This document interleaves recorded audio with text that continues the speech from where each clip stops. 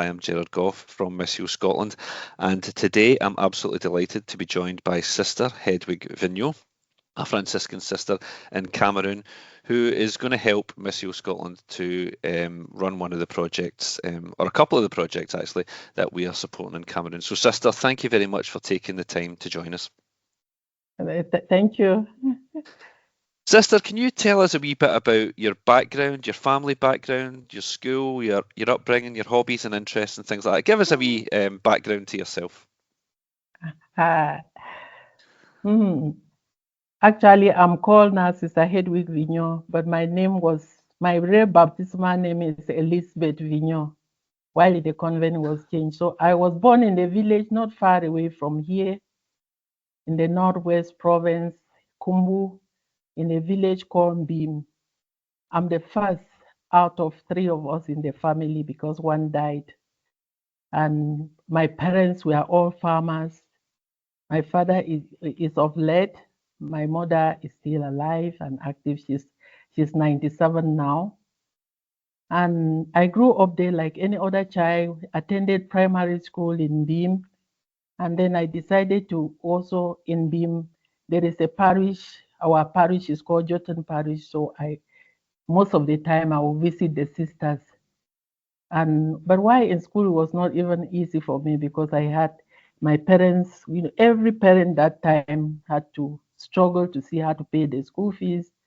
And so I used to join to pay my school fees also with my parents by working in the farm and all of that. But my hobby was always every Sunday we meet together to sing and to dance and to make sure that we are happy and cook corn beer and drink. And we were doing it in turns. Every girl or boy who joined the group, every Sunday we gather together in our mission just to be there for that day and know one another and all that. So when I completed my primary school, I first went to Jotun.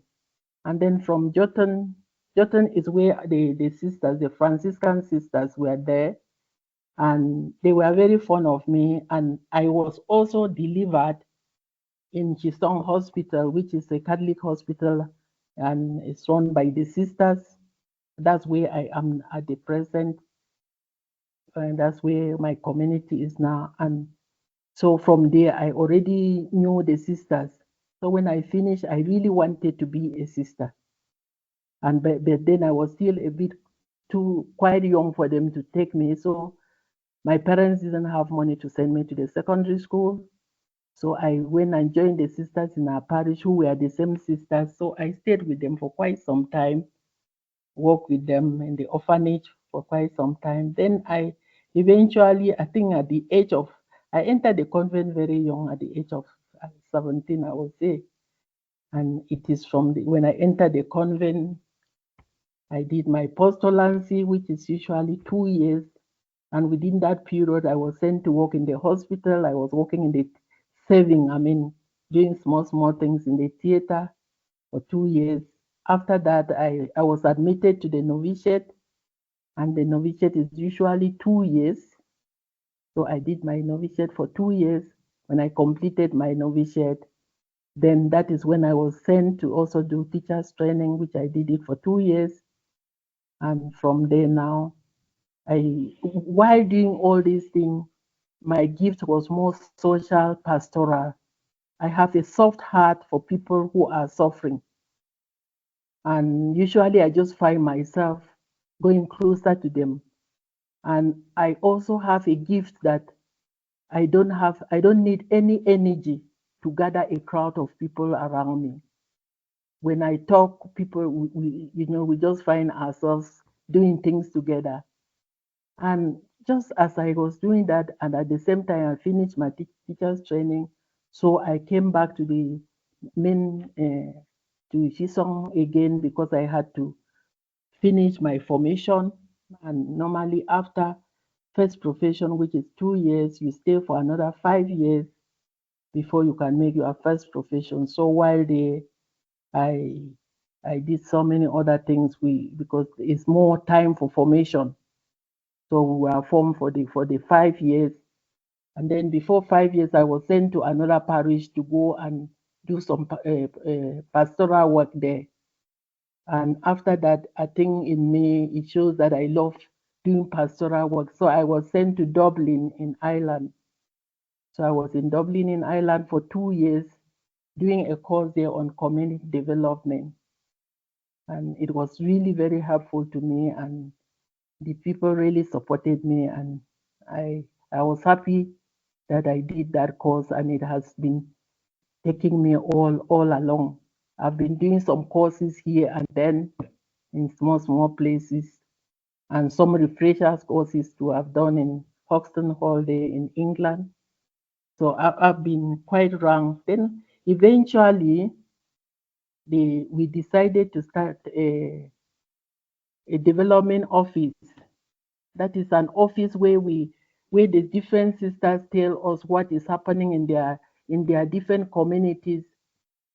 And so we are two sisters. We are actually 4 of us in my office, and 2 sisters and 2 lay people. So for all of that time, we started gradually, just knowing what the sisters are doing, the difficulties, and what the people are going through. It's a kind, I can say, social pastoral work, which grew to what we are now today. We started from social work by visiting the people, but it became very strong in 2015 when the crisis started in Kumbu and in Cameroon, in the north and southwest of Cameroon. And it was very heavy here in Kumbu.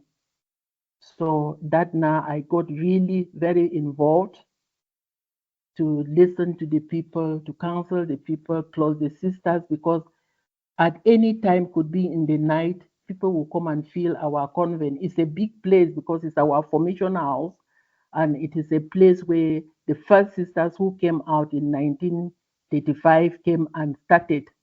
So it has grown now. We have a big hospital of about 350 beds, and also a cardiac center for the whole of West Africa.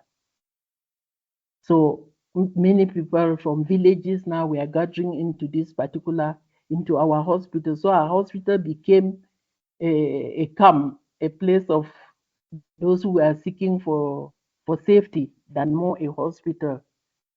And that took quite some time. I was busy with that, trying to see now how to source for food to give them, because at the very beginning it was very difficult because the people just came like that with nothing, some with children and all of that. And so we have to, they were kept in the hospital beds, and they were staying there since they were no patients anyhow.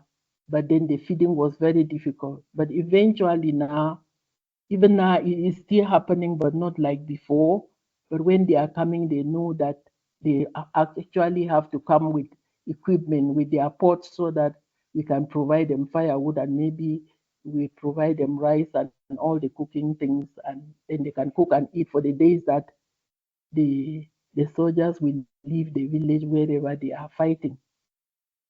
For the rest, I think that's all I can say about me. I've traveled a lot because of my work that I do, just to source, to try to see how I can source funds to help the poor, especially because that is the target of the Tertiary Sisters of St. Francis, to promote especially women.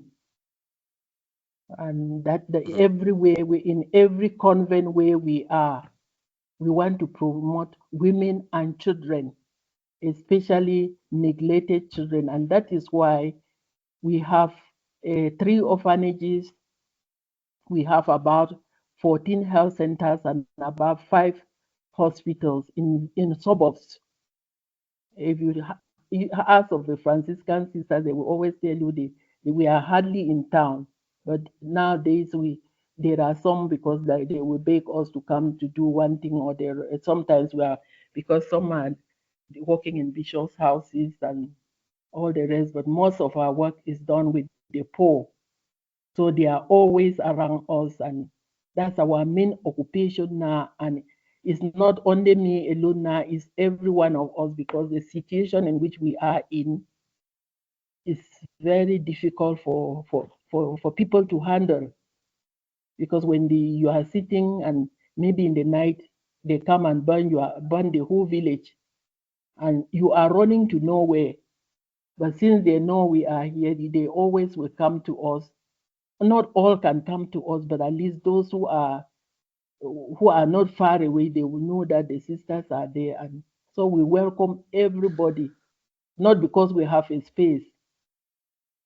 Sometimes they just stay, some stay at the corridor, some stay inside the wards in the hospital, since the hospital is actually now not functioning like before, and we had a serious problem now with the workers, because we have hundreds of workers, but we had to reduce them because there was no way to keep them, because we were not able to pay any longer. And that brought some pain also, but there was no other way. So Sister, that life, yeah, yeah, sister, okay, sorry to interject there, but that is it's such a breadth of challenges that you're having to deal with as sisters, and you're obviously setting an absolutely fantastic example, I think, for people of faith in Cameroon, for other Catholics in Cameroon.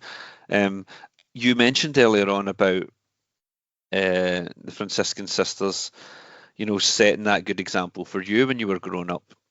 And yes, obviously, you came from a very, very faith-filled family, yes, a very Catholic family. yeah. Do you think that those Franciscan sisters that you saw when you were younger, do you think that they kind of provided a catalyst for you to take up your vocation? Had you considered another career path apart from being a religious sister, Franciscan sister? Yes, because because the sisters were so caring. I was delivered in the Chisong hospital, and it is from there that that helped me a lot to get used to the sisters. And then there was a time we were told they are bringing sisters to our own parish. So it is from that. But as you rightly said, I think my background really helped me. And the background is of my mother. My father was a complete pagan, but have no problem. And he was supporting me in every possible way. And at the end, before he died, he was baptized. He said he wanted to be baptized, and he even gave the name. His name is Pascal, and he chose that name himself. But he was completely a pagan. But one thing in Cameroon is most of the people, not many people are really Christians as such, but there is now a big group of Christians. But those who are pagans, they respect Christianity.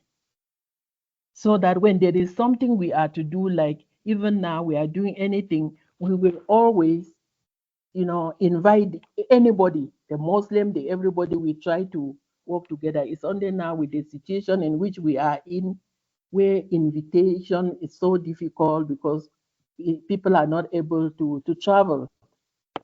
That's the problem, that way we are in now. But for the rest, I think my brought up really helped me, because my brought up, as I said, was very humble, was a humbled environment, struggling to eat, to live.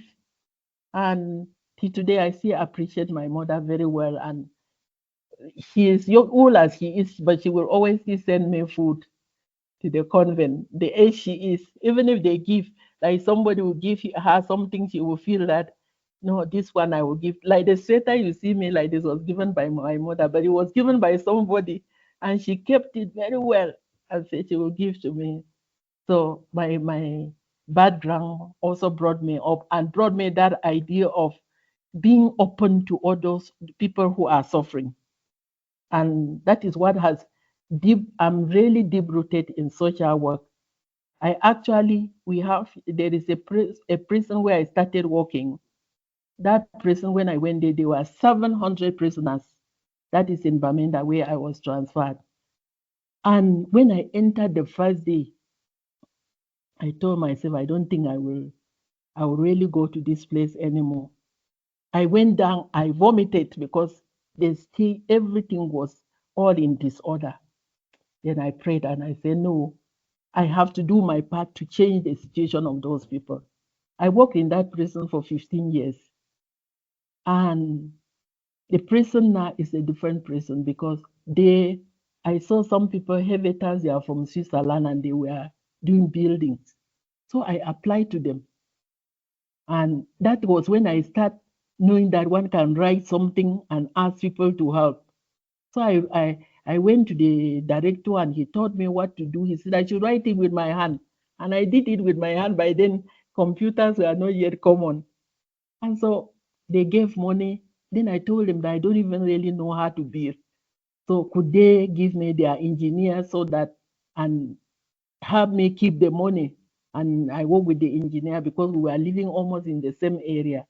And they did that, and because in the cell where about 100 people are in, there are buckets where they urinate, where they pass stool in the night. Before morning, the whole floor is full and all of them are wet. So I could not bear that. It was more than me. So when I applied and took this director there and he saw, now that particular prison now is so different because they had to build a very big reservoir where they can now, we gave them toilets according to the system that is there. And so they were able now to, to help me do the construction, the prison itself, giving manpower, so we are not paying too many laborers. And now it is a very big prison with I think with still about some 700 or maybe more now because of the crisis. And my work there was more to, to be voice for the voiceless because you could see a child who have been in prison. When I call of a child means 14 years 14 years or 13 years in prison because he has stolen something very small. And then, so those ones I would take to the court to appeal. I became voice for those ones. We gathered them in the office with the cooperation of the prison. They'll help me with their files and explain to me what was happening. And the Archbishop of Bamenda did very well because there were some cases that we had to write to Yaoundé. And then before they will give a letter, then we go to the court to go and give to the people there and all of that. So that was my work. I also taught them handwork. And then eventually we opened what is called a juvenile school because I didn't know what to do with those children. And they were some of these big men, they were all mixed together. And you could see that the life of a child to be in a place for 5, 6, 7 years at that situation was difficult. So we removed those we could help to remove. Those that was not possible, then we decided and we had a section where we put a school they called juvenile schools, where they could learn handwork, where they could learn also. Now those who had not gone to primary school, I begged the prison registrar, and then some of the prisoners who were teachers had now to, we kind of employed them now, and instead of going out to fetch firewood, they were now teaching the juveniles. And I still remember when for my first time, even when I saw the computer, so I decided that they would learn a computer. So I went around Bamenda town and I gathered only the keyboards. So just to teach them their hands so that they know that there is something like that. And they just place a paper empty. You could not type because there was no connection. It was only the keys that they know their hands. And eventually we were able to get a few computers. And I feel so proud because one particular one did so well. And at the end, when we sent him, he was leaving the prison every day and going to one government secondary school around. And he completed from there right to high school and went to the university. And when he came back, we were so happy. We used him to show others that you can change your position if you want. Yes, because most of them were most of those who stayed too long were condemned to death. So those ones or lifelong imprisonment. So I could not do anything because it was already a case that they just have to be there. Maybe they are killed people, all that kind of stuff. And some are even women. So So we have also the site for women, and we had the poetry. So all of these things that we are struggling to do for our people is not something that has actually come into my blood only within the crisis. It's something that I think God has given me that eye to always want that people should change, that people may not remain the same. The people should go, to reach a certain way, live a certain way of life, which is also, you know, welcoming, and which is also giving them dignity. Yeah. Yeah, sister, you've kind of like summed up, your vocation there and things like that, and it's really fascinating and fantastic to hear. And I mean, we could probably be here all day listening to the things that you and the fellow sisters have done, and it's so fantastic, it's so amazing. We In thank God. terms in terms of the term vocation, what does it mean to you? What does the term vocation mean? Pardon? What does the term vocation mean to you? You've got a vocation, Okay. so how would you Okay. describe it? Okay. Yeah. The term vocation means I, while at home, I felt the call to become a reverend sister. Until today, I still have in my mind the first day I told my mother that I wanted to be a sister. And she simply just said, "How are you going to manage it?" I said, "Mommy, we continue to pray. God will show me the way." And I used to go and visit the sisters and all that. So the term vocation for me means a call, which is not you are doing. You are cooperating with what God had planned for you. That's the way I will explain vocation. And That that's that's yeah. yeah. In terms of your vocation led you to the Tertiary Sisters of St Francis, and you've explained how much of Okay. an influence they were on you. But can you give me a wee bit of an insight, and everyone else, a wee bit of an insight into who the Tertiary Sisters of St Francis are, and a wee bit of their history in Cameroon? Okay. The Tertiary Sisters of St. Francis came to Cameroon in 1935 from South Tyrol. It's under Italy at this moment. South Tyrol is somewhere actually very close to Austria than so. So when they came in 1935, by then they came by boat. It took them at least 4 months to reach Douala, and Douala is still far away from us.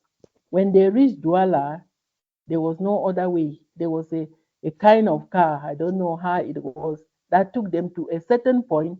Then they started trekking.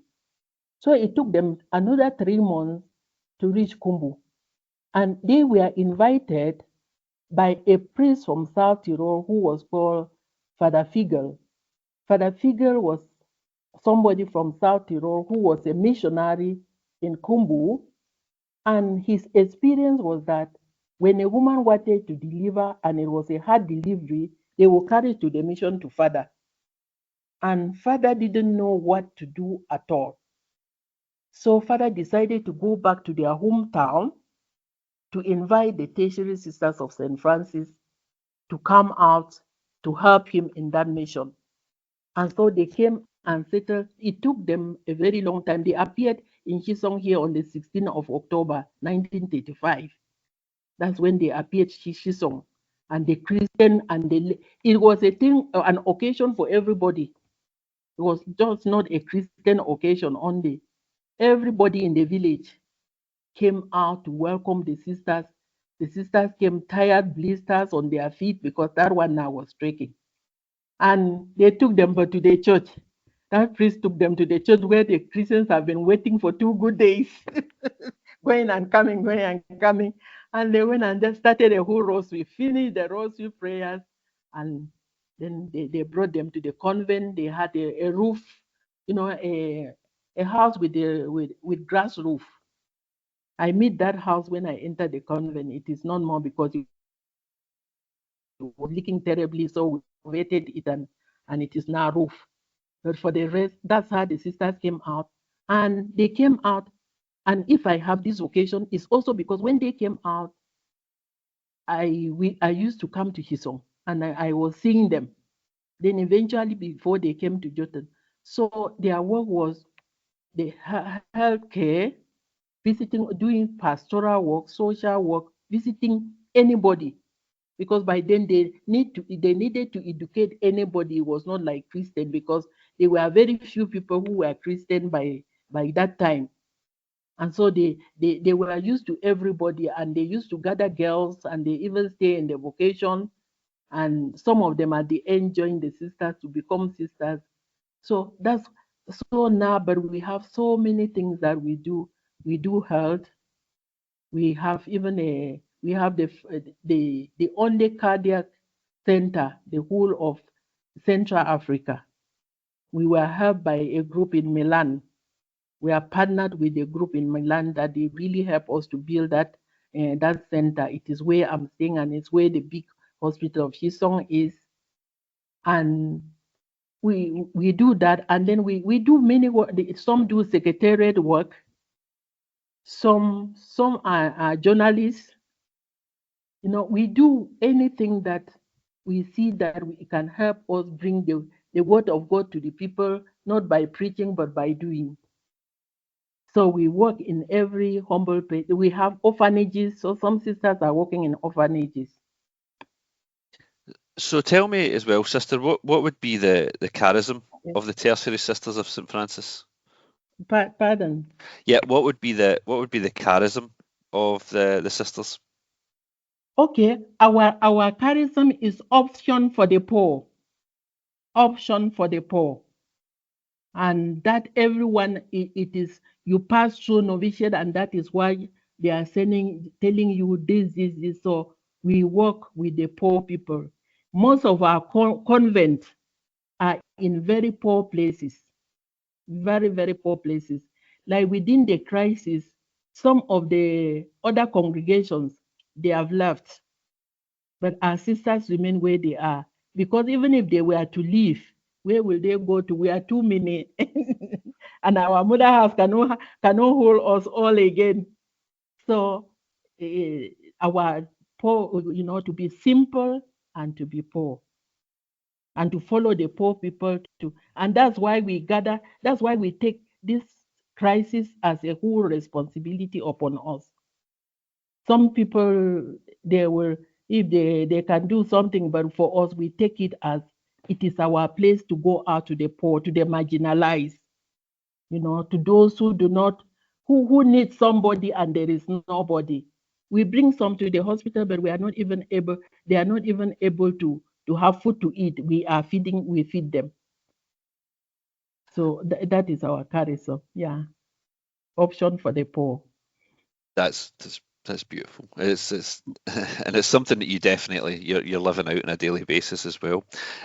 Just in Yeah. terms of your if we take it from a personal standpoint here, Mhm. is there any particular saint or scripture passage that would kind of inspire or define your vocation? Yes, there is not the time I was entering, because I was still too naive by then. You know, I my scripture passage is one of them. Go out to the world and preach the good news to the poor. And that is why I joined the Franciscan sisters, because I saw that something was in them that I love to do. So when I came in, then I saw that is my own, that is my own call. And I've been trying my very best to do it. Yes, because it's not everybody who is doing social work. It's not everybody who's working in the hospital. But I find myself that wherever I am, I can fit. If I go to work, if you see me with a Muslim, you would think I am one of them. If you see me with the Fulanis, you would think I'm one of them. So like the groups that we have is for anybody. We don't even ask you which church do you go. No, that's not what we are after. I'm after a soul and a person, to make the person believe that yes, I'm loved. I'm loved by somebody, and there's somebody, depending on them. If they think there is a God, okay, then I'm loved by somebody. So what we do is, as I go out, and many of us, there are quite a number of us sisters who you work in the hospital, but when you have your off days, you still go out to the people because that is where we are meant to go.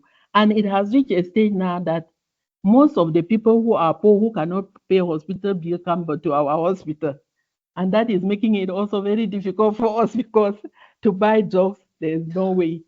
Especially within this period had been tough for us with the corona thing. And when it came, it was not easy. It was very tough, but we managed it. Some of us were affected quite. I think about 4 of our sisters died of corona just because of this idea of we have to be with the people. But at the same time, we did our best to protect ourselves and all of that. Yeah, so sister as well, you've you've spoke in depth about your work and how involved it is and how challenging it is and things like that. And I want people to understand that that is um, something that must be really, really difficult, especially with the ongoing crisis on a daily basis for you to provide all those services. When you do Yes. all of the work that you do, a couple of things that I want to ask you. Where do you draw strength from? And also, what do you think are the most important qualities or characteristics that a religious sister like yourself must possess to be able to work in situations like this? I draw my strength from prayers. Let me tell you, before I'm sitting with you here every day, at least by 3 a.m., I'm up, clean myself, and then go to the chapel, expose the Blessed Sacrament, and pray. 5 o'clock, all of us in our community, because we don't live alone. In my community, I'm living in a community with all sisters. It's a kind of our own infirmary. They come at 5 o'clock, and then we say our official prayers. After that, 6 o'clock, we all go to for mass. Those are these areas. That's where I draw my strength for the day. Because if I were doing it on my own, I don't think I can make it. So I draw my strength from there, and then together with the other sisters, we support one another in our prayers. And then we get that energy to go out to the people and to bring the good news, not by preaching, but by doing, to help those who are down to get up. Sister, as well, there must be a lot of qualities and characteristics that are needed to be a religious sister, especially working in a situation like you are in Cameroon. Tell us what some of those characteristics and qualities would be. Okay. You see, one of the things is to be a religious sister, first of all, before you enter, you are taught. And first is you must live the vows. We have 3 important vows that we pronounce when we make our first profession, and it is poverty, chastity, and obedience. And when you practice your vows, and all of us are struggling to practice, it helps us to be able to do what we want to do what we have promised to do. What helps us to be able to live the religious life is the vows we have taken upon ourselves. And the vows, any religious, anyone, not only the tertiary sisters, you take 3 vows. And when you start from the novitiate, you don't take vows. You stay there for 2 years. After 2 years, you make your first profession, which you start every year. You renew whether you still want to be there, because they give us at least 5 to 6 years. If you want to be there, fine. After that 6 years, then you take what is called final vows, and that is like an oath to God and to the people of God. And it's usually something you gather a whole, your people will come, and whoever you want to invite will come. When you have pronounced those vows, is that you are planning, you are really pronouncing and saying, this is what I want to live, and please support me to live it. And then while in the convent plus your prayer life, it helps you to be able now to go out to the people with that in mind, that I am going out because I also want to to bring God to these people, not by preaching, but to be kind to the people. And that kindness will make them ask that why is he so kind? Why is she risking her life because of me or because of us? Because and all that. I think that's what I can say to you. That it's very important. The vows help me to first it's my prayer life to intensify my vows and to be able to live my vows. I pray every day that I should be able to live the vows I had pronounced to God. That's And it. sister as well, you mentioned earlier on about your work in the prisons and how um, you saw a young man go all the way through to university, and it was such a great story and things like that. Do you have other Mhm. kind of standout memories from your kind of social and pastoral work that you can share with us? I'm saying that I have so many of those stories, but let me say the one that is quite some time and which also brought a lot of blessing to the particular family. I simply visited them as I will visit any other family, and the husband was not. I met the wife and the children, and big children. None was going to school. None was doing anything. So I asked her why the children were not going to school, and I was informed that they are not going to school because they don't have money and because the distance is too far for that for them to go to school. So I asked among the children, I said, who would like to go to school? One of them just put their hand. I said, okay, you will come and you will stay with us and go to school. So that girl left her environment. It was not far, but it was quite far to leave and come to school every morning. She was already quite big. So she came and we offered her a room, and she was going to primary school. She went to primary school, completed primary school while I was still there. And I was wondering now, what next? This family need more help than this. And so at the meantime, I was transferred, but I came to our hospital in Jisong and I told them that I have a girl and I will beg that they should employ that girl, if possible, to be even a cleaner to be able to help herself and help the family. So she was employed in the dentistry, where she could have picked things and give to sister or to the workers there to see her to clean the teeth and all. And eventually, she learned that by not going to any school from the practical point, and she could do many small things. And she was officially now employed, and it's not long that she retired.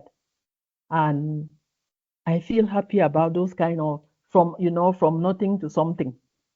She paid school fees of all those other ones and took care of the family when they were sick. They will come now, but the way she was working and we stay with her, she was able now to rent a house for herself and be staying there.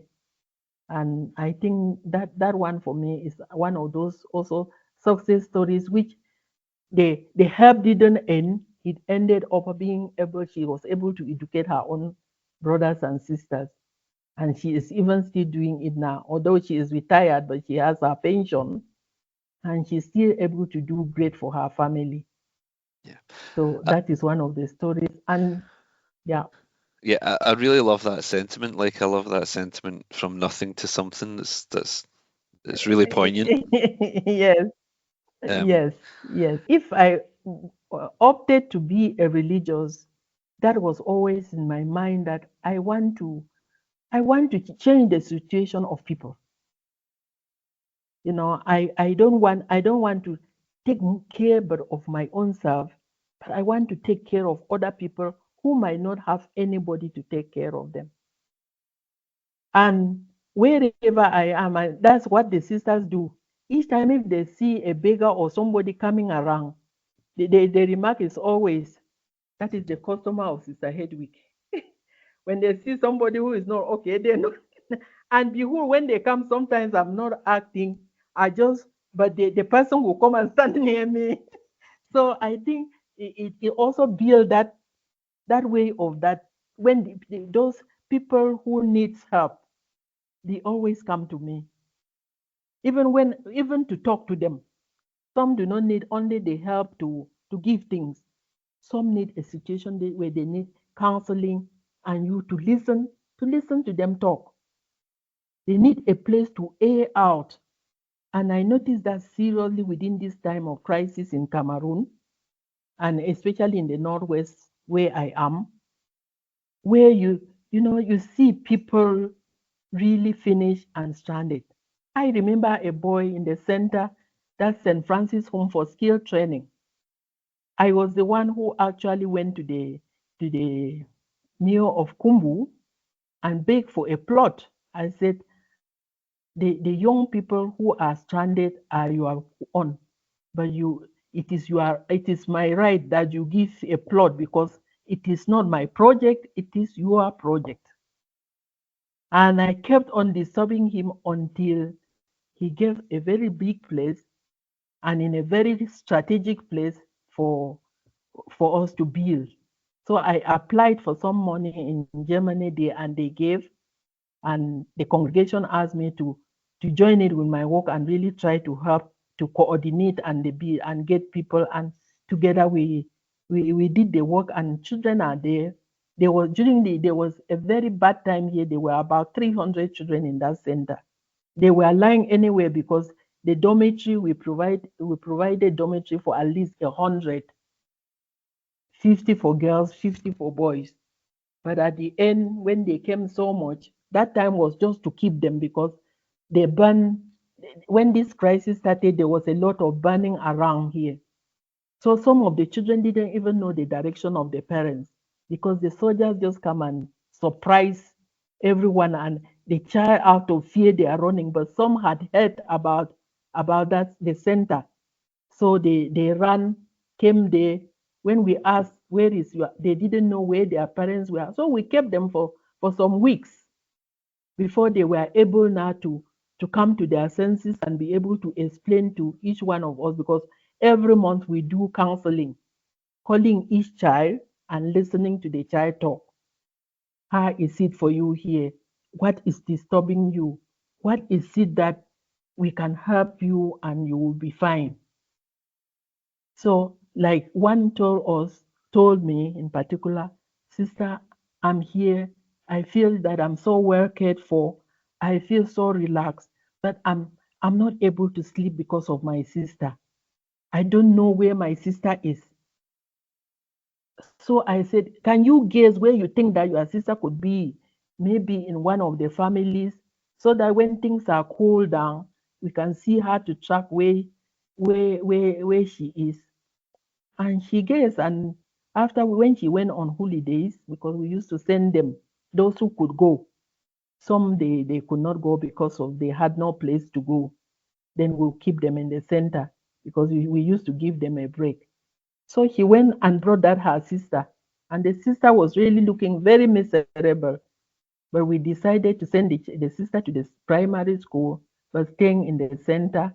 After some time, she completed and learned a trade, and now she has opened her own workshop. So in that center for us is where some of those kind of children, especially within this crisis season. But my success stories of them are many because some of them now have settled. Those who completed maybe carpentry, motorcycle repair, knitting, sewing, whatever they learned, and they are able to still get back. And some of them have their forum where you know where they discuss about the center, and once a while some will chip in some money to say that I should support the other people who are there. And but it sounds very easy, but sometimes it's so difficult because you really see a group of children who are so down just because of their situation. Some do not know where their parents are, And one of the examples that I got that was so depressing to me also, and I had to tell myself, no, you cannot. If you only go now to be sorry and sad, you will not have this family. These two boys after during the crisis, these two boys were in the house with their mother, and the two big boys were cooking. The small boy was just sitting around the house, and the soldiers came, collected the two boys, not the mother, and that small boy, who was about maybe, I will say, about 13 years old, took them to the police station. And immediately now, I can narrate because now the child, when they reached the police station, they released the child. But before what he did there till today has never come out from his head. And the child almost went mental when he came back from there. So when they went and reached, they pushed the other brother into the cell, got an iron and hit the other brother from the back of the head, and the boy just fell and died. And blood was flowing. So they gave a rag to this boy to clean the blood from the floor. Okay, he had to do it. Then they also brought back to themselves the boy, the second boy, and got him well beaten, but they didn't kill that one. So he remained in the cell with that small boy. The next day they removed the small boy from the cell. So when he came back home, now because they were neighbors to us, and when the boy died, the mother went off. So we were now, who are we going to handle? We are this child. The child himself now, when he came, the small boy came back, saw the mother off, and was also mental. We didn't know what to do, so we took that boy to the center to be staying with us in the center. So he came to we took him to the center. He was with us in the center for a year. And we were doing counseling every week. I got some counselors, some people different people. I'll do my part, but I still got, eventually the child came back to normal. Then I asked him, what can you for now? Because I could not talk of the school which he was already going, because he needed a lot of support. So I asked him to be learning sewing in the center. So he was learning, he chose sewing. He was learning sewing. We were battling now on top of the mother. The mother would get out from the house, come to the center, and till she will see me and fall down and start crying for the boy who was killed. And after that, we struggle also now. We decided, we contacted the family and said, okay, since the boy is already steady, they should take the boy and send to one of the families out of Kumbu, which they did, and we kept on. When during the holidays he will come to the center to see us. Then the mother, now our next problem was the mother. The mother, till now the woman is not balanced, but much improved. So we decided the woman was coming to the center every time. We will occupy her. Sometimes we will give her work to be doing in the farm, just distracting her. And then we visited her in the home. Sometimes we'll say we are coming, she should cook. We just distracted her like that. And about some 2 years, that woman survived from, at least the senses came back, but she cannot still forget the situation. Sometimes I'm not more there, I'm somewhere now, not far away. But whenever she sees me, her joy is always to first cry before she greets me, because she knows that I witnessed her situation from beginning to the end. But at least but the boy is doing very well. He's not more in Kumbu, but he comes. I insisted every holiday he should come, so that he should not feel like he is exiled and all of that. So every holiday he comes, and he will come to greet me. He's now in the secondary school and he's doing very well. That's a fantastic end. So it was quite a sad story there. And it just shows like how the church is kind of operating in microcosm to a certain extent in Kumbo. Sister, Yes. everything that you've described, it kind of highlights how your life has been mission. But if you were to describe the term mission for people who didn't understand it, what would you say mission is? Pardon? What would you say the term mission means? Okay, mission. Are you saying mission? Okay. Mission means for me is,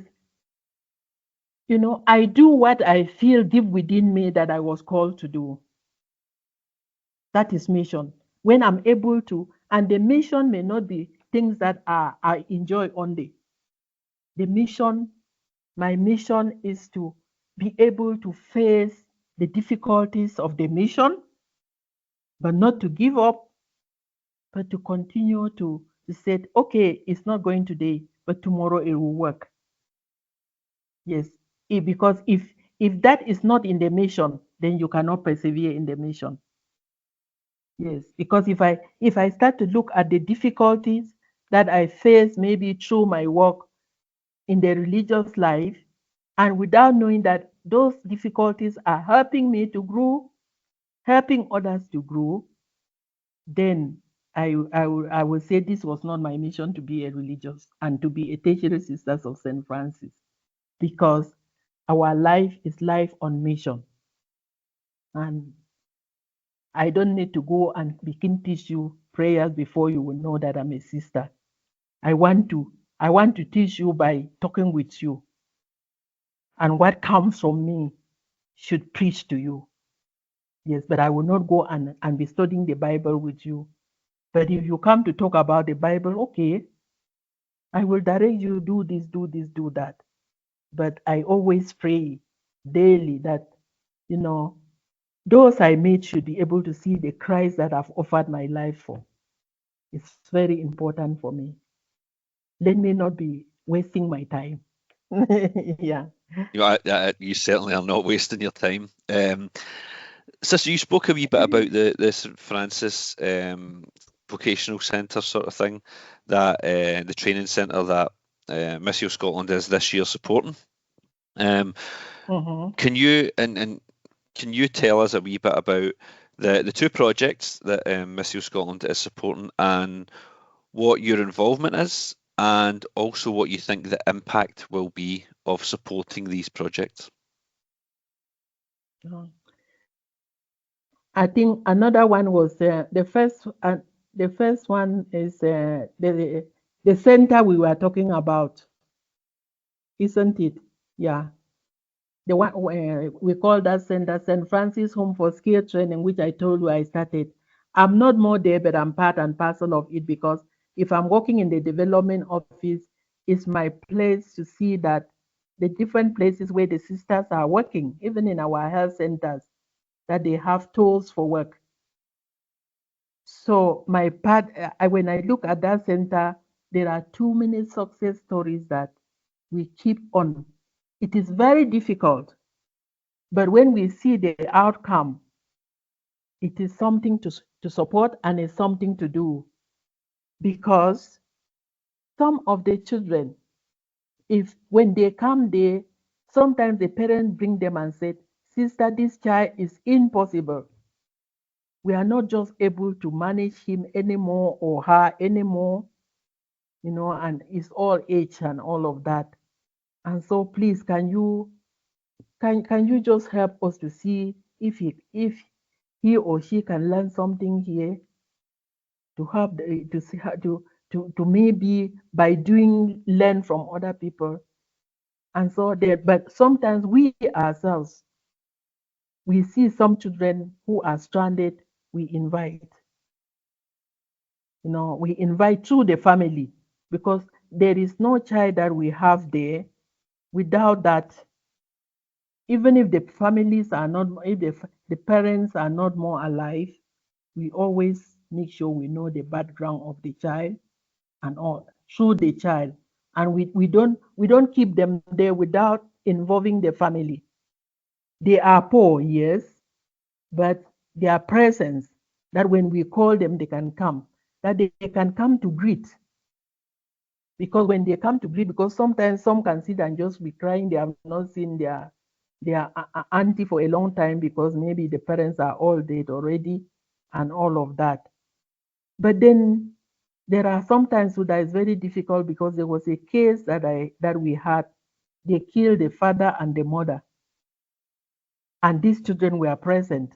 And the bigger girl, after that, they took the girl along. And lucky, there were two of them, two girls from another family and this other one.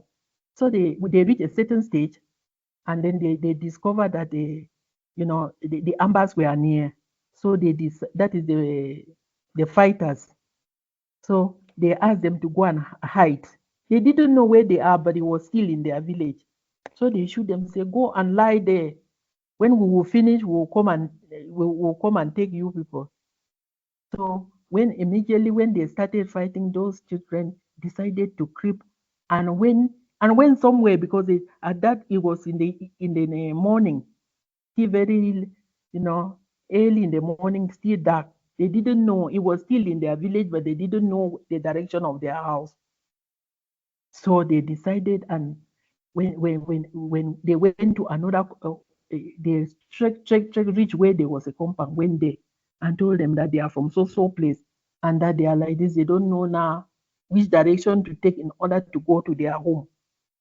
So they went to their home, and this child had about 4 other children who were in the compound. The father was killed, the mother was killed, and so this girl was the bigger one who could care for those four children.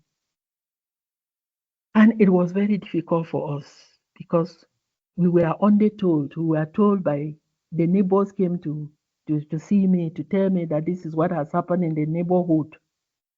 So from there, I decided to ask them to bring us the children, because there was still a lot of commotion, from the killing of 2 people, and they were still about the woman didn't die immediately. They took to the hospital. While reaching the hospital, the woman died. The man was killed there and then. So now they were still confused of bringing the woman so that they can join and bury the. So we brought these children. The last one was like 3 years, still a very small child. Then the rest were already a bit bigger and had not one day one was going to primary school, and it was that big one. So we took and we kept them in the center, and I decided to counsel them, small as they were. I asked questions that they can talk, because some of them had no clue really what they were still thinking as if mama and papa are still somewhere. So anyway, during the burial, we had to carry all of them there to see the reality. They are explaining the reality, what happened. They are explaining that their father was an Amber boy, that is one of the fighters, but then they are not aware that they were really killed, except the big girl. So we took and they saw the reality. They cried. We brought them back again, and I'm still following those children till now. They have gone to their relatives, but I had to beg some of my friends to help pay the school fees for them to continue in primary school. Yes, one by next year will be going to secondary. Yeah. So So, that's it.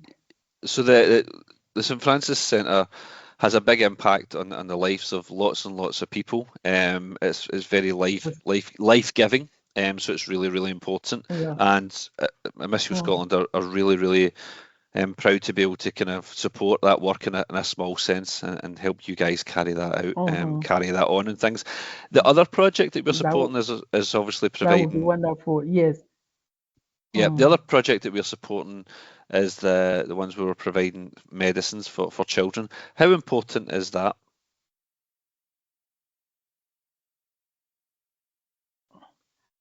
It's important because, excuse me a bit, let me go back to Safahus. like I told you what they do there, but at the same time, we are also teaching them English, arithmetic, and at the end, sometimes some take their first school living. That's the basic of primary school.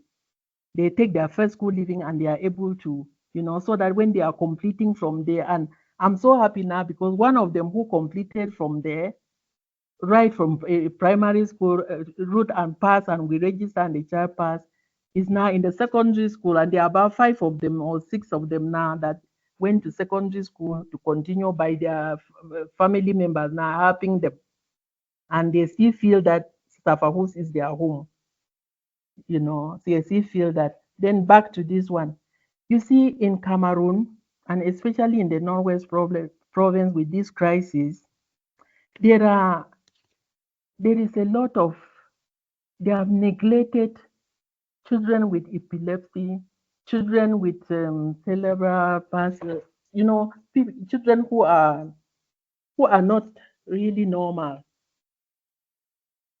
Some can only sit in one place and they will not move. They have problem with legs or with arms and all of that. But most of them have epilepsy. So, and we discover, before we entered into that, we discover that when you give them the drugs, they are fine.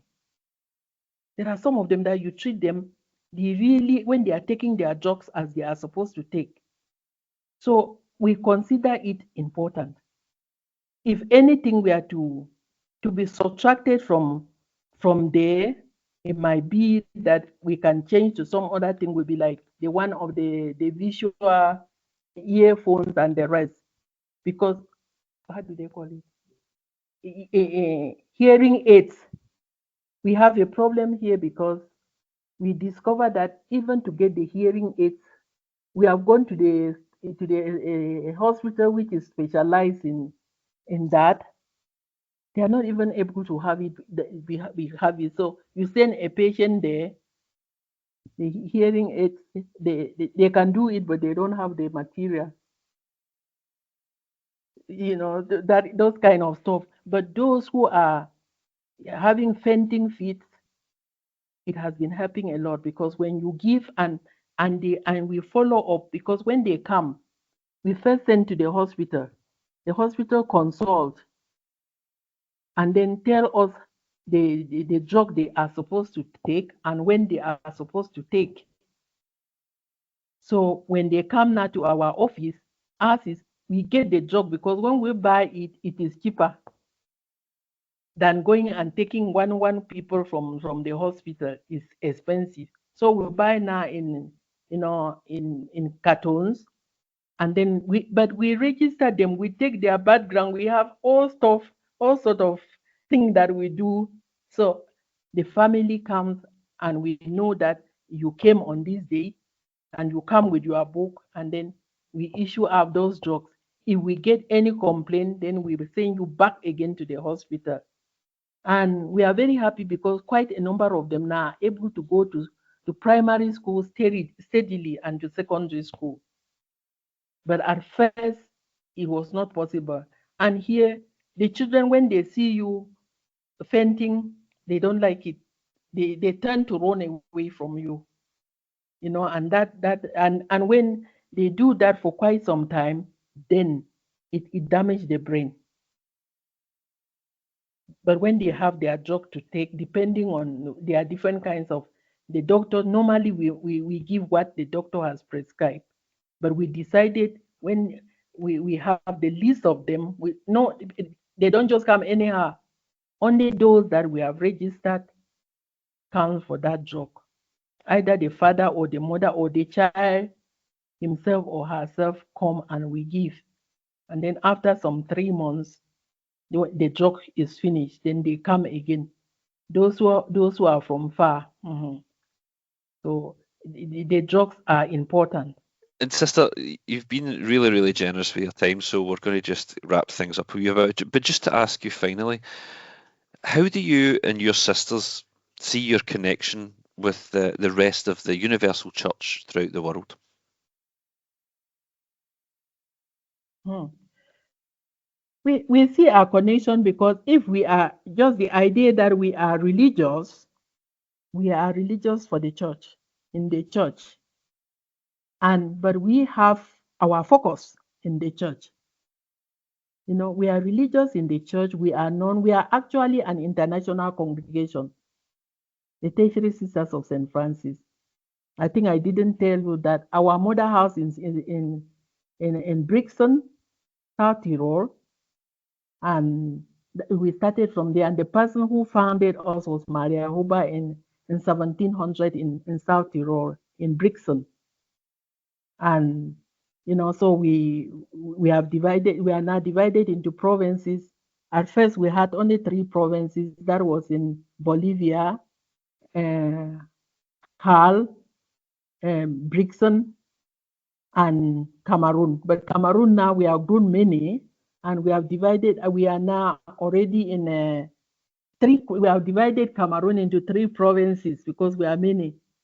We have just done that. It's not long that that has been done, but dividing or putting like that does not mean we are still the same people doing the same kind of thing, but making it easier to know one another, easier to function, because the leaders, it was too much for the leaders to be able to know what is happening in Congo, to know what is happening in Nigeria, to know what is happening in America. We have a community in America, in Milwaukee. We have a community in Milan. So we want to make it in such a way that the sisters should feel the touch of their leaders, you know, to go around. Not that only 5 people, because we are a province of 350 and only 5 people are taking care of us. So you can be rotting somewhere and all the time. So for that reason, so we feel we are doing our own part in the church and we'll continue to do, but ours is option for the poor. Any other thing if we were looking for money, I don't think we can do the kind of things that we do.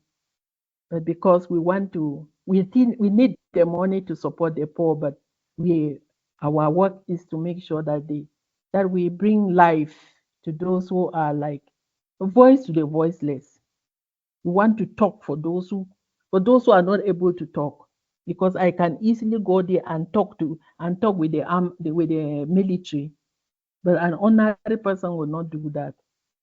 And I talk to them and I tell them, you are just, for me, my brothers, just like the Ambas are my brothers. So now, what do? We must. So I deal with them, because if I were not able to have even that relationship, I cannot operate in Kumbu. Yes. Sister, like I say, thank you very much for sharing so much of your time and giving us such a fascinating insight into your work, especially in these extremely challenging times. I would just like to say thank you very much for all that you are doing for the church. And also like to say that we at Missio Scotland are very pleased to be able to try and support that work in any small way. But sister, thank you once again for your time and God bless. I would really like to thank you very much, and thank you for listening to me. And please, when you go back, thank the people in your office. Tell them that we are so happy to. And I really thank God for my friend Father Bernard Fox, who connected me to the priest. That I think one day I will beg for his address to write to thank your office. I think what is his name? The priest who is in charge. What is his name?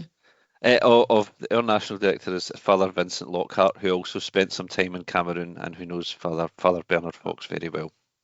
Okay, yes. Bernard Fox is always supporting me because, as we root the project, we have so many things. One of the things is agriculture that we are also doing. That is supporting the IDPs, internally displaced people who are now in different villages. We go around to the villages where they are settled, and we get the people of that area, the landlords, and they are able to offer land for them to do farming.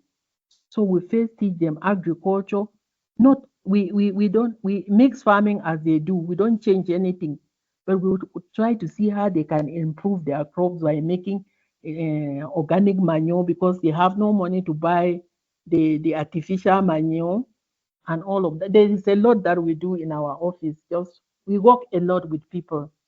The other day we got some. I'm sure you have heard of Manos Onedas. Their own wish was that we should give food and oil to the internally displaced. And we had some we had a in that center in Safahus is a big place, and we have also a hall there, but we could not enter the hall. We were outside. I'm going to send you some few pictures of the different things also that we do. Yeah, all under development office. So thank you very much. Be sure of my prayers for you and your family. There's that nice girl that you used to that I saw in your statues. Greet her for me and greet everybody that I know. Yes, and thank Father and everybody. We are united in prayers. That's all we can do. Yeah. And one day we'll meet when things will clear off. You will come to visit us. Yeah, It God will be willing, great. sister. That would be fantastic. God willing, true. God willing, God willing. But for now, even if you say you will come, I'll tell you, please don't, because I will not be able to pay the fortune. Sister, thank you very much once Thank again. God bless you. Thank you. Thank God you. bless. Yes, we'll be connected. Thank you. I thank God for the need that has been so wonderful. I'm up somewhere in the Bishop Hill. There is the bishop's house is not far out. This is part of our community where the sisters are working in the bishop's house. So I said this might work. So but it has worked very well. It was not bad at all. So thank you very much. Bye bye. Thank Yes. you, sister. Greetings from the whole office. Yeah, thank you very much. Yeah. Sister, thanks very Okay. much. Yeah, just